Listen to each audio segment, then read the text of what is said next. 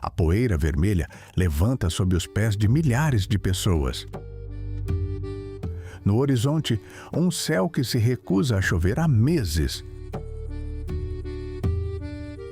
O sertão não é apenas um lugar. É uma sentença de isolamento.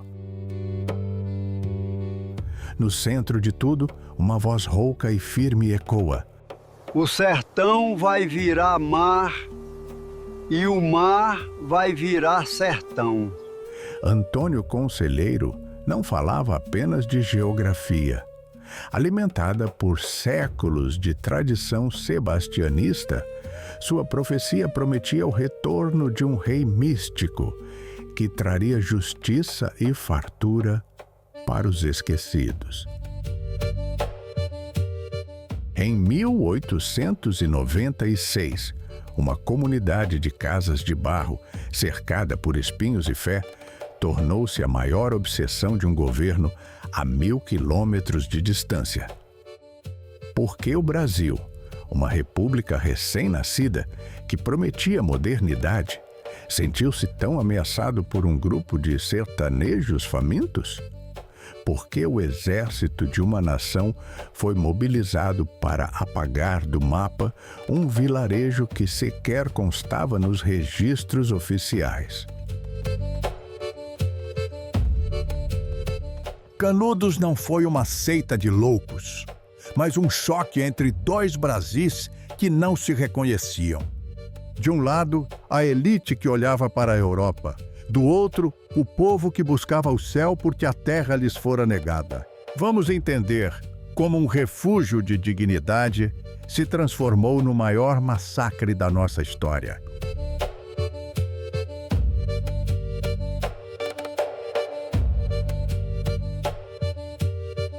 15 de novembro de 1889. O Brasil acorda a República. No Rio de Janeiro, há festas e fardas novas. Mas, no interior da Bahia, o sol e a fome continuam os mesmos. Para o sertanejo, a República chegou de forma hostil. Vieram novos impostos, o casamento civil e a separação entre igreja e Estado. Para muitos, era o sinal do fim dos tempos. Nesse vácuo de cuidado, Antônio Vicente Mendes Maciel, o conselheiro, tornou-se o eixo de um novo mundo.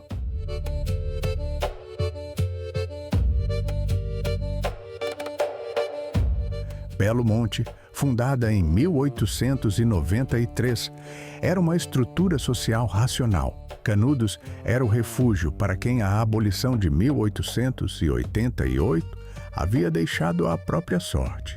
Negros sem teto, ex-escravizados sem terra e indígenas quiriri expulsos de suas aldeias. Lá, a economia pulsava de forma coletiva. Os habitantes criavam bodes, produziam farinha em larga escala e comercializavam com povoados vizinhos. O dízimo arrecadado servia para erguer a imensa igreja nova, pedra sobre pedra. Belo Monte tornou-se a segunda maior cidade da Bahia. Essa independência dos coronéis latifundiários foi o que realmente acendeu o alerta em quem mandava no Estado. A guerra nasceu de uma disputa política mesquinha. Arlindo Leone, juiz em Juazeiro e inimigo ferrenho do Arraial, reteve ilegalmente uma remessa de madeira que conselheiro já havia pago para terminar o telhado da igreja. O boato de que os sertanejos buscariam o produto à força deu ao juiz o pretexto para pedir intervenção militar. Em novembro de 1896, a primeira expedição, sob o comando do tenente Pires Ferreira, avançou. Eles sequer avistaram as torres de Canudos.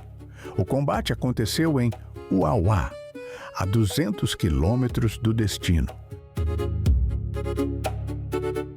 Os soldados portavam carabinas modernas e baionetas caladas, mas foram surpreendidos pelo silêncio da caatinga. Os conselheiristas usaram facões, jacaré e espingardas rústicas em um ataque em massa. A tropa regular fugiu em pânico, abandonando mortos e munição. O que era uma briga de juiz tornava-se uma questão de honra nacional. A segunda expedição, liderada pelo Major Febrônio de Brito, com mais de 600 homens, também foi humilhada e posta a correr nas serras do Cambaio. O governo, em pânico, decidiu então enviar o que considerava infalível, Coronel Moreira César, conhecido como o Corta-Cabeças. Ele era o símbolo da força implacável da República. Levava 1.300 homens e artilharia pesada. César prometeu almoçar em Canudos. O contraste de armas era brutal. O exército portava carabinas Mannlicher e Comblain. Os sertanejos usavam ferrões de vaqueiro e velhas espingardas lazarinas. Mas o sertão impôs sua realidade. O calor de 40 graus e a vegetação fechada moeram o moral da tropa. Diante de Belo Monte, Moreira César ordenou um ataque frontal, desprezando o labirinto de casas de barro. Dos telhados, os defensores atiravam sem parar.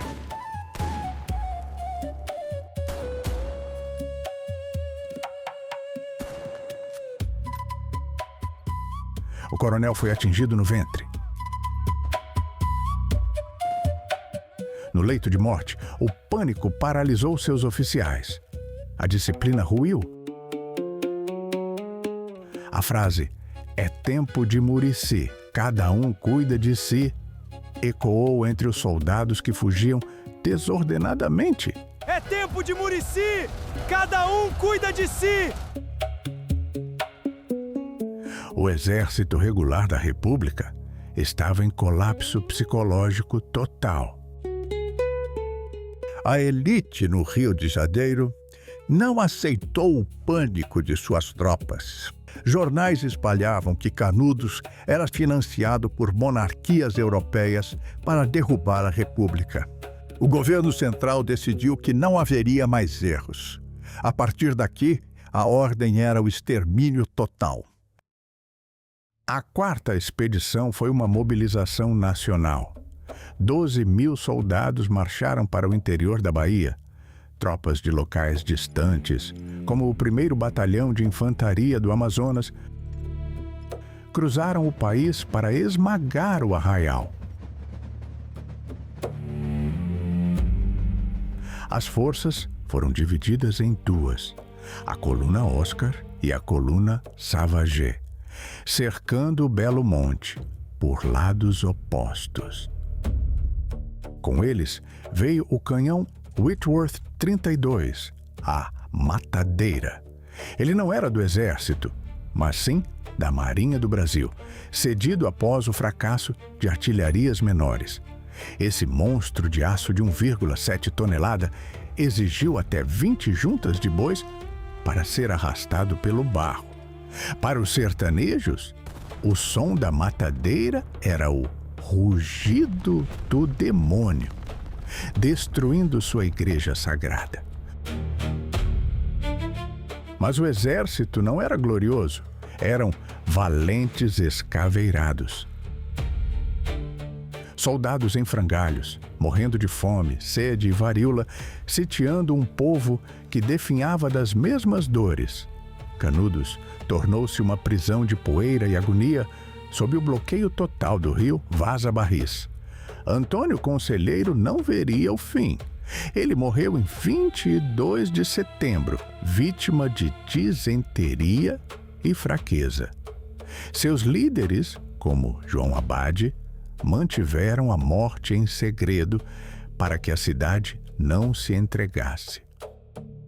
O fim chegou em outubro de 1897. No dia 3, vultos famintos começaram a sair dos escombros. Eram mulheres, crianças e homens exaustos.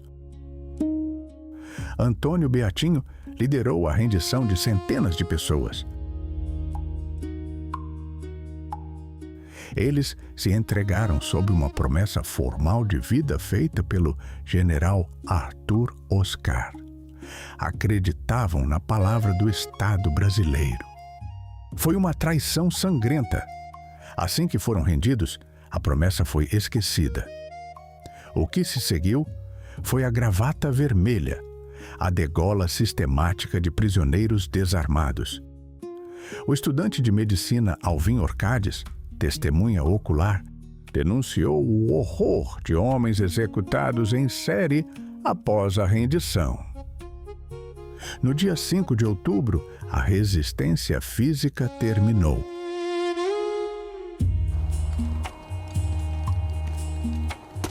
Os últimos 4 defensores, um velho, 2 homens feitos e um menino, morreram lutando em uma trincheira contra milhares. No dia seguinte à queda, em 6 de outubro, o exército exumou o corpo de Conselheiro.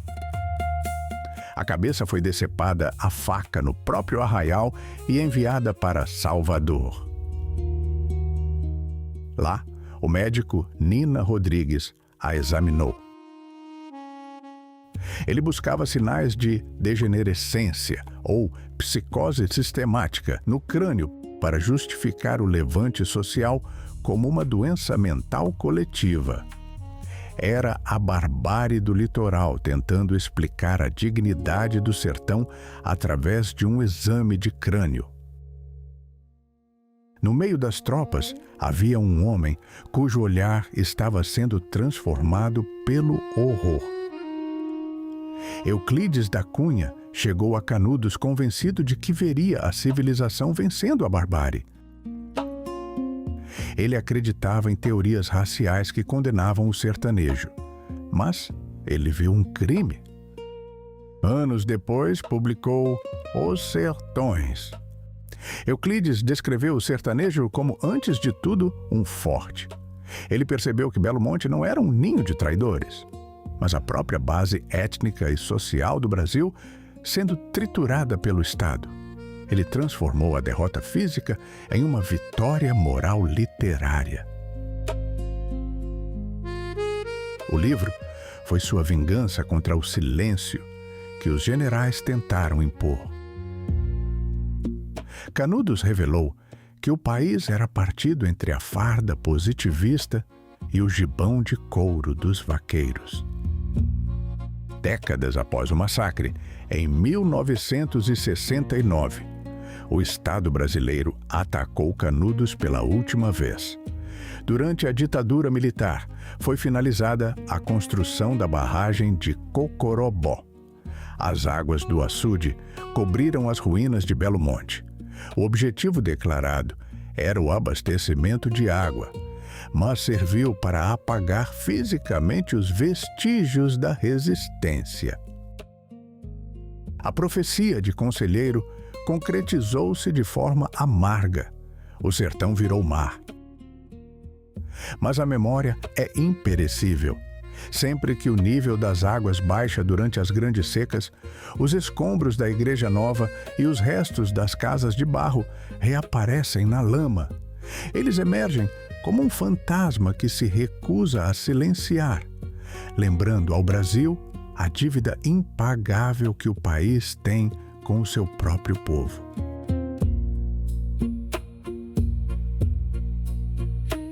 Canudos nos ensina que a história é escrita pelos vencedores, mas as cicatrizes pertencem aos vencidos. Se você chegou até aqui, comente a palavra Canudos, para eu saber que você valoriza a nossa história. Isso ajuda muito o canal a entender quem valoriza documentários profundos como este. Deixe seu like, se inscreva e, se puder, clique no botão Seja Membro para apoiar a nossa produção. Um abraço e nos vemos na próxima página da nossa história.